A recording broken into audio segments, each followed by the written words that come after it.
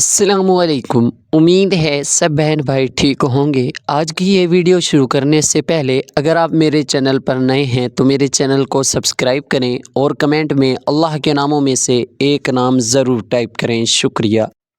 امریکہ میں ہماری ایک گوری پڑوسن کو بیوہ ہوئے 15 برس ہو گئے ہیں، لیکن اس کے شوہر کی گاڑی آج بھی اس کے پورچ میں کھڑی اس کی یاد دلاتی ہے۔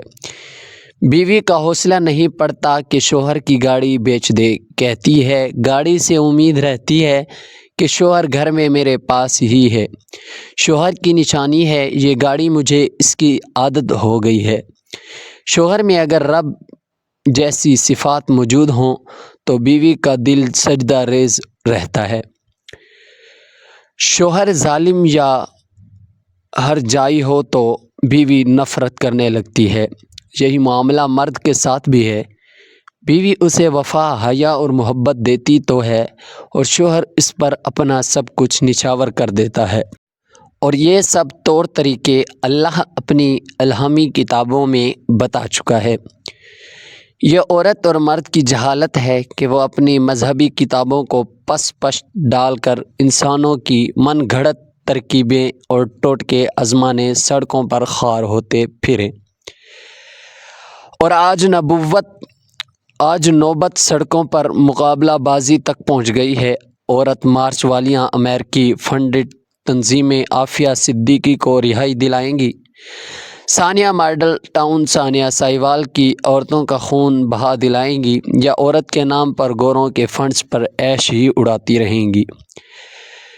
قیام پاکستان سے پہلے روشن خیال طبقہ بھی عورتوں کو تعلیم دلانے کے حق میں نہیں تھا۔ جب کسی نے ان سے ان کی مخالفت کی وجہ دریافت کی تو سر سید علی خان نے کہا، میاں سلطنت تو ہاتھ سے نکل گئی، کیا چاہتے ہو کہ عورتیں بھی ہاتھوں سے نکل جائیں؟ سر سید واقعی دور اندیش تھے۔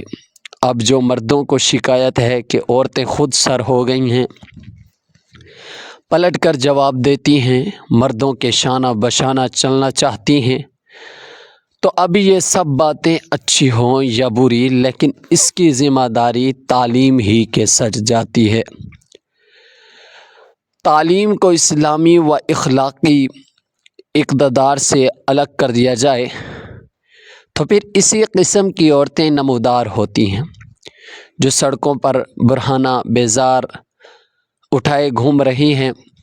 ہندوستان میں شیخ عبداللہ نے جب لڑکیوں کا کالج قائم کیا تو کوئی بھی غیرت مند مرد اپنی بچیوں کو اس میں داخل کرانے کے لیے تیار نہ ہوا۔ شیخ عبداللہ بھی اپنے ہٹ کے پکے تھے۔ انہوں نے اپنی 3 بچیوں کو کالج میں داخل کرا دیا، جس میں سے ایک بچی نے تعلیم سے فارغ ہو کر آزاد خیالی کا وہ چراغ جلایا جس کے بطن سے ترقی پسند تحریک نے اردو ادب میں جنم لیا۔ یہ رشید جہاں تھی جن کا ایک افسانہ انگارے نامی کتاب میں شامل تھا۔ اس کتاب کی اشاعت پر وہ طوفان برپا ہوا کہ حکومت کو اسے ضبط کرتے ہی بنی۔ عورتوں میں تعلیم، تہذیب اور شعور کو پروان چڑھانے میں 2 نام مولوی ممتاز علی اور محمدی بیگم کے آتے ہیں۔ انارکلی ڈرامے والے امتیاز علی تاج کے والدین مولوی ممتاز علی بھی حلقہ سر سید کے اسیر تھے، اور ان کی اہلیہ محمدی بیگم وہ بہادر خاتون تھی جنہوں نے عورتوں کے لیے ایک شاندار رسالہ تہذیب نسواں نکالا تھا، جس میں اس زمانے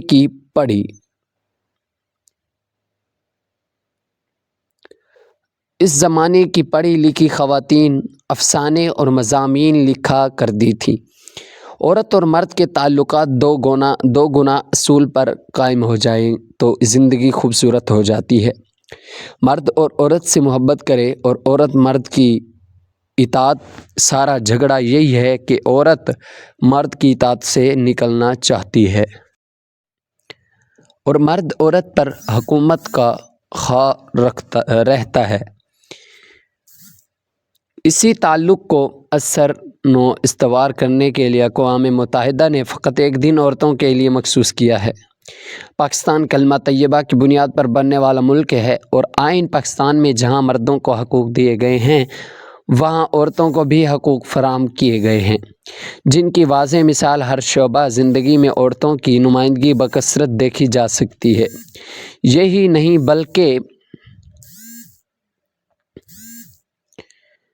بلکہ محترمہ بے نظیر بھٹو پاکستان کی 2 بار وزیر اعظم رہ چکی ہیں۔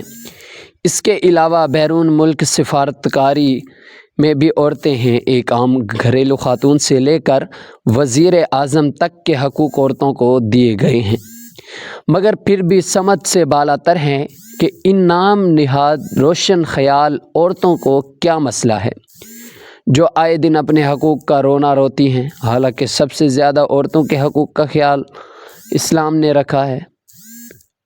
اگر آپ کو آج کی ہماری ویڈیو اچھی لگی ہو تو ہمارے چینل کو ضرور سبسکرائب کریں اور کمنٹ میں اللہ کے ناموں میں سے ایک نام ضرور ٹائپ کریں۔ شکریہ۔